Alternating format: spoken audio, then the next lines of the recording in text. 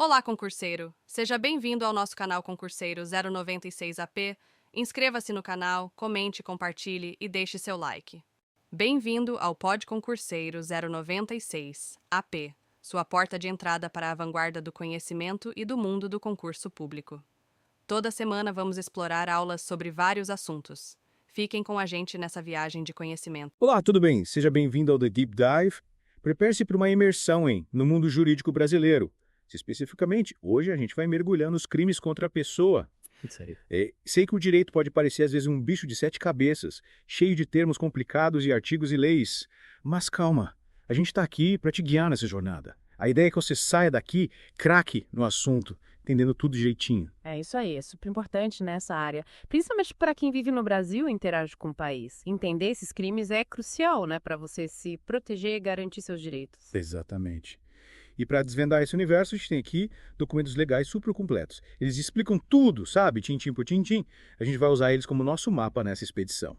E aí, animado para essa aventura. Pode apostar. Vamos nessa. Então, me tira uma dúvida. O que define um crime contra a pessoa? Tipo, um nome já dá uma pista, né? Mas o que a lei considera como esse tipo de crime? Com certeza. A gente já imagina, né, que envolve algum tipo de ataque à integridade de alguém. Mas, indo além da intuição, né, a gente está falando de atos que ferem direitos básicos, como o direito à vida, à liberdade, à segurança, à dignidade da pessoa. E pelo que eu estou vendo aqui nos documentos, a variedade de crimes é enorme. A gente tem crimes contra a vida, lesão corporal, a famosa rixa, crimes contra a honra. Nossa, é muita coisa para a gente desvendar. É verdade, a lista é extensa. E isso mostra como a lei busca proteger as pessoas, né, de diversas formas de agressão, desde aquela violência física mais evidente, né, até os danos à reputação que às vezes passam despercebidos. Verdade. Falando em violência, acho que a categoria mais, impactante, que mais causa preocupação é a dos crimes contra a vida, né? Afinal, a gente está falando da perda, né, da vida. É algo extremo. Sem dúvida. É a categoria que lida com a perda irreparável da vida. E a gente tem 4 tipos principais, né, que a gente vai analisar. Homicídio, infanticídio, aborto e indução, instigação ou auxílio ao suicídio. Caramba! Cada um com suas nuances, né, e particularidades. E a complexidade já começa na definição de homicídio, que pode ser doloso ou culposo. É basicamente a diferença entre ter a intenção de matar ou causar a morte sem querer, né? Exatamente. Essa distinção é crucial para determinar a gravidade do crime, né? E a punição também. No homicídio doloso, o juiz, né, o júri popular, eles avaliam a intenção, as circunstâncias, as provas. Aí a pena, nesses casos, varia de 6 a 30 anos de prisão. Nossa, é bastante tempo, né? Mas, e no caso de homicídio culposo, quando não há a intenção de matar, né? A punição é mais branda. Sim, a pena é menor nesses casos, podendo chegar a 3 anos de prisão. Mas é fundamental a gente lembrar que, mesmo sem intenção tirar a vida de alguém, né, tem consequências sérias. A responsabilidade, né, é sempre fundamental. Então não é porque foi sem querer que a pessoa está livre de qualquer punição. A lei reconhece a gravidade do ato, né, independente da intenção. E nos outros crimes contra a vida, como fica a punição? No caso da indução, instigação, auxílio ao suicídio, a pena pode chegar a 6 anos de reclusão.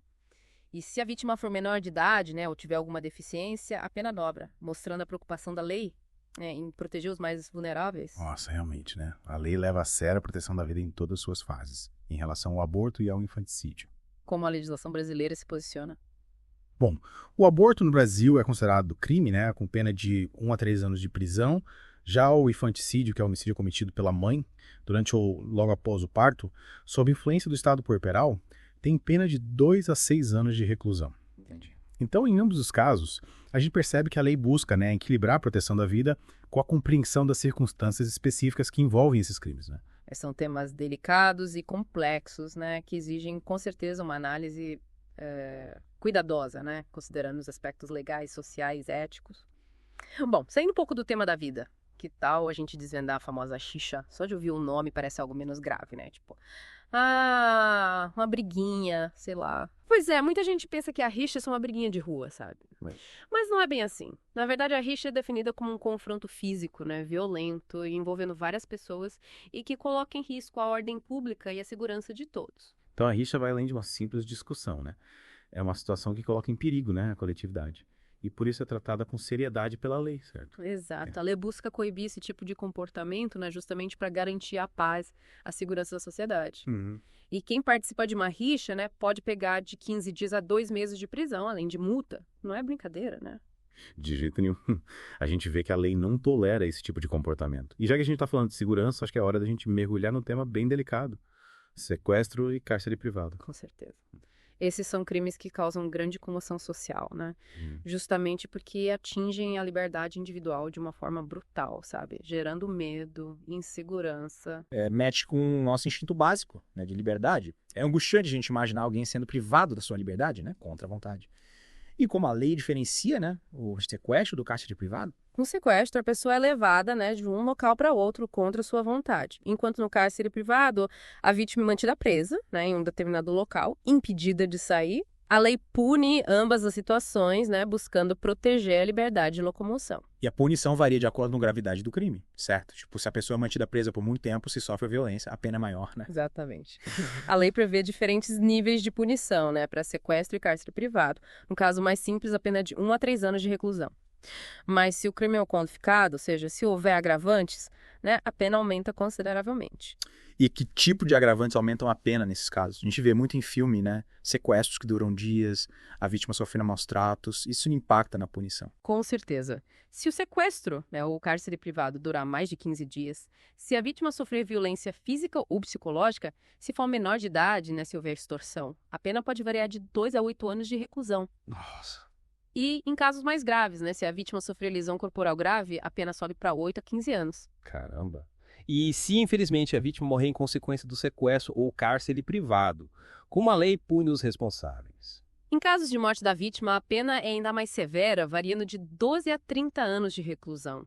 A lei reconhece a gravidade extrema da situação, né, e busca punir os culpados, né, com o rigor da lei. Nossa, é realmente um crime hediondo, né, com consequências gravíssimas. A liberdade é um bem tão precioso e a lei faz de tudo para protegê-la. Bom, acho que é um bom momento para a gente fazer uma pausa, né, e retomar na segunda parte do nosso The Deep Dive, explorando outras nuances, né, dos crimes contra a pessoa no Brasil. E aí, de volta para a segunda parte da nossa imersão dos crimes contra a pessoa. Na primeira parte, a gente desvendou crimes que impactam, né, a vida, a liberdade, o homicídio, o sequestro. Agora, a gente vai mergulhar em crimes que, apesar de não deixarem marcas físicas, né, podem ser tão devastadores quanto os crimes contra a honra. Verdade. A gente costuma pensar em violência como algo físico, né? Mas um ataque à reputação de alguém pode ter consequências, né, psicológicas e sociais profundas. É como se ferissem, sei lá, a alma da pessoa, né? Exatamente. E a lei brasileira reconhece a gravidade desses crimes, né? Buscando proteger a honra, a dignidade de cada indivíduo. Lembra que na primeira parte a gente falou sobre calúnia e difamação. Sim, lembra. É aquela história de acusar alguém, né, falsamente de um crime. Ou espalhar informações negativas sobre a pessoa, mesmo que não seja crime, né? Isso aí. E impressionante como essas situações, apesar de não envolverem agressão física, né, podem destruir a vida social, profissional de alguém. Imagina a angústia, né, de ser alvo de boatos, de mentiras, ter sua imagem manchada por algo que você não fez, é um peso enorme para carregar, né? Com certeza. É como se a pessoa tivesse que lutar contra, sei lá, um fantasma, né? Provar sua inocência para o mundo todo. E a lei, nesse caso, como que ela protege a vítima, né, desses crimes? A lei prevê punição para quem comete, né, calúnia ou difamação, buscando reparar, né, o dano causado à reputação da vítima. Mas é importante a gente lembrar que existe um limite, né, tênue entre a liberdade de expressão e o crime contra a honra. É como aquele ditado, né? Seu direito termina onde começa o do outro. A gente tem o direito de expressar nossa opinião, mas não pode usar essa liberdade para prejudicar a imagem de alguém, né? E como a lei define esse limite? A intenção, né, é um fator crucial. Se a pessoa divulga uma informação falsa com o objetivo de prejudicar a reputação de alguém, isso configura crime contra a honra. Mesmo que a informação seja verdadeira, se a intenção for difamar, né, a lei pode punir o responsável. Entendi. Então não basta a informação ser verdadeira, né? Tem que ter responsabilidade na hora de divulgar algo sobre alguém, né? A gente precisa ter cuidado para não se tornar um agente de propagação, né, de mentiras, de injustiças. Exatamente. É preciso ter consciência do poder da palavra, né? E usar essa ferramenta com responsabilidade, com ética, com respeito ao próximo. Afinal, a reputação de alguém é um bem precioso que precisa ser protegido. É verdade. E falando em proteção, vamos voltar um pouco, né, aos crimes que afetam a liberdade individual. A gente já explorou o sequestro, o cárcere privado, mas existem outras situações, né, em que a liberdade pode ser violada, né? Sim, com certeza. A liberdade é um direito fundamental, né? E a lei busca proteger, né, todas as suas dimensões. Um exemplo disso é o constrangimento ilegal, que ocorre quando alguém é obrigado a fazer algo que não quer, ou é impedido de fazer algo que tem o direito de fazer.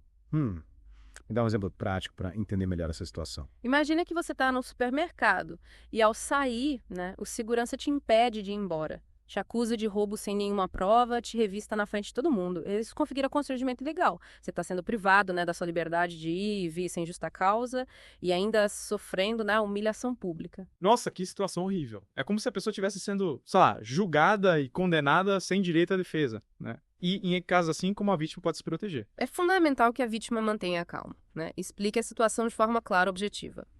E, se possível, né, reúna provas do constrangimento, testemunhas, gravações. E, em seguida, deve procurar a polícia, né, e registrar um boletim de ocorrência. É importante, né, a gente saber que a lei nos garante direito de ir e vir livremente. E qualquer restrição a esse direito, né, precisa ser justificada e amparada pela lei. E além do constrangimento legal, que outros crimes contra a liberdade individual a gente precisa conhecer? Um crime que causa um grande impacto, né, psicológico é a ameaça. Ocorre quando alguém promete causar, né, um mal injusto e grave a outra pessoa, gerando, né, medo, apreensão. Tipo, quando alguém diz que vai te agredir, né, ou fazer mal à sua família.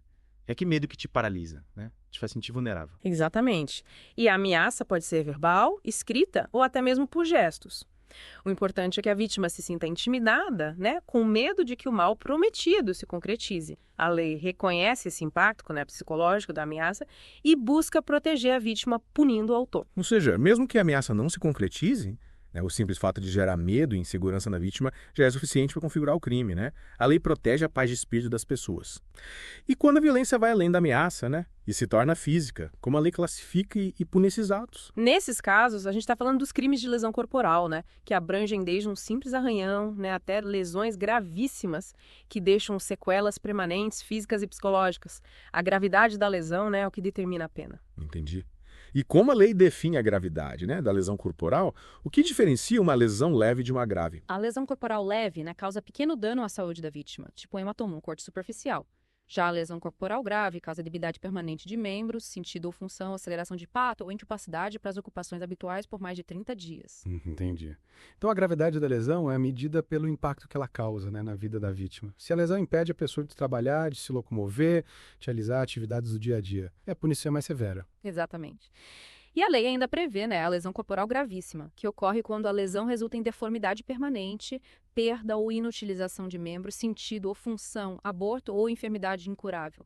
Nesses casos, a pena varia de 2 a 8 anos de reclusão. Nossa, realmente as consequências da violência física, né, podem ser devastadoras. E a gente não pode esquecer da lesão corporal seguida de morte, né, que é quando a pessoa agride a vítima sem intenção de matar, mas acaba causando a morte. Exato. Nesse caso, a pena varia de 4 a 12 anos de reclusão. É importante destacar, né, que a intenção do agressor era causar lesão e não a morte. Por isso a pena é diferente, né, da aplicada no homicídio doloso. A lei analisa cada caso com cuidado, né, buscando aplicar a punição mais justa. Nossa, quanta informação importante. Realmente, né, os crimes contra pessoas são complexos e exigem uma análise bem cuidadosa para entender as nuances de cada situação. Esses exemplos que você deu nos ajudam, né, a ter uma noção da diversidade de crimes e da importância, né, de conhecer nossos direitos, nossos deveres. Com certeza. É fundamental a gente ter conhecimento sobre esses crimes para saber, né, como agir em situações de risco, como se proteger, como buscar ajuda. Afinal, né, a lei existe para garantir a segurança e o bem-estar de todos. É isso aí, pessoal. O que vocês acharam dessa segunda parte do nosso mergulho? Exploramos crimes que afetam a honra, a liberdade, a integridade física, demonstrando a complexidade do tema, né?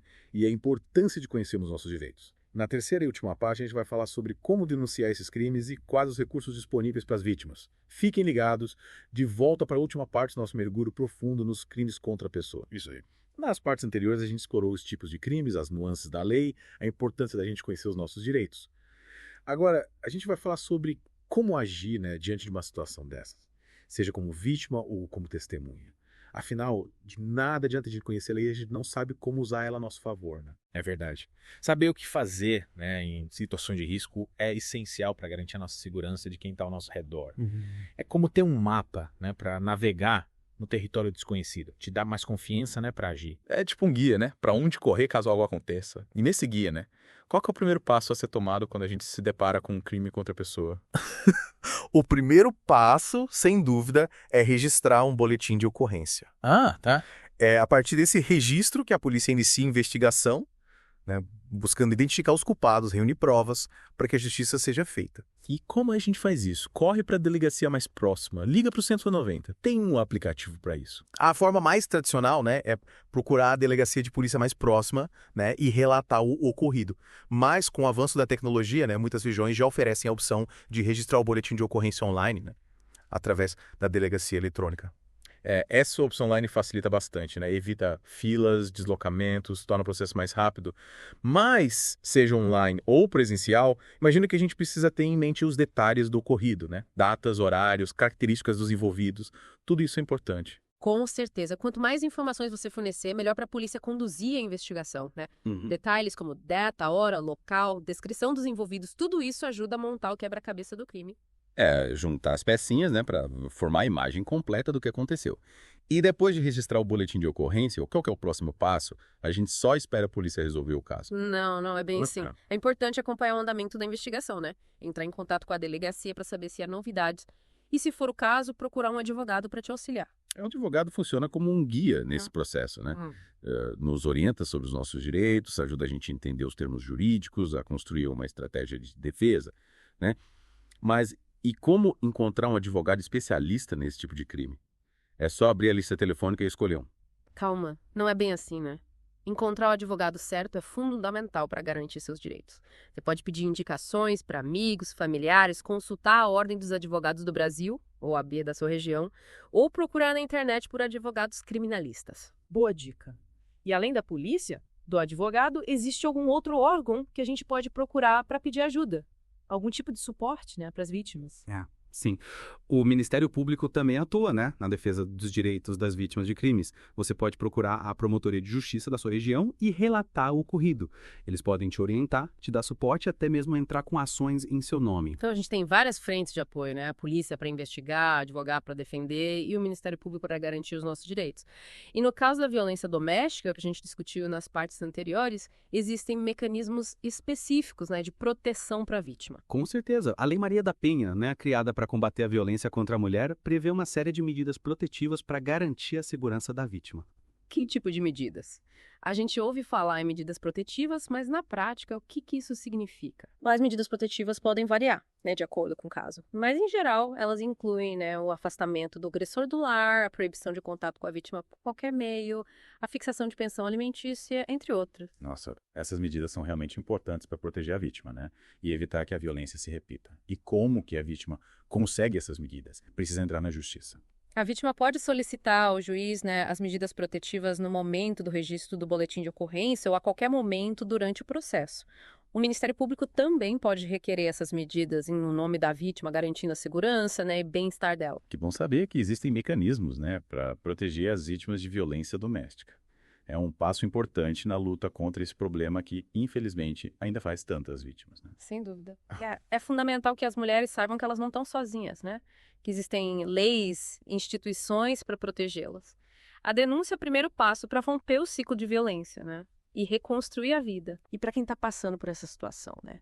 Onde procurar ajuda? Quais os canais de apoio disponíveis? Existem diversos canais de apoio, como a Centro de Atendimento à Mulher, né, o Ligue 180, o Centro de Referência de Atendimento à Mulher, o CRAM, as delegacias da mulher. Esses serviços oferecem acolhimento, orientação jurídica, suporte psicológico e encaminhamento para outros serviços, se necessário. É isso aí. A informação é a nossa maior arma na luta contra a violência, né, a injustiça. Conhecer nossos direitos, saber como denunciar, onde buscar ajuda, é fundamental para a gente construir uma sociedade mais justa, né, mais segura para todos. E que esse mergulho, né, nos crimes contra a pessoa sirva como um incentivo para a gente se engajar na luta por um mundo, né, mais pacífico e igualitário. Concordo plenamente. Que a gente possa usar esse conhecimento para nos proteger, para proteger quem a gente ama e para construir um futuro onde a violência não tenha mais espaço, né? Afinal, todos nós merecemos viver em paz, em segurança, com os nossos direitos respeitados. E chegamos ao fim do nosso mergulho profundo nos crimes contra a pessoa. Esperamos que vocês tenham aprendido bastante sobre esse tema tão importante, tão complexo, e que a gente tenha conseguido, né, desmistificar um pouco essa área do direito. Lembrando que vocês precisarem de ajuda, se quiserem saber mais sobre o assunto, não hesitem em buscar os recursos que a gente mencionou aqui. E fiquem ligados, né, para mais mergulhos aqui nos Ideias do Deep Dive. A gente se vê no próximo episódio explorando outros temas fascinantes do mundo jurídico. Até mais!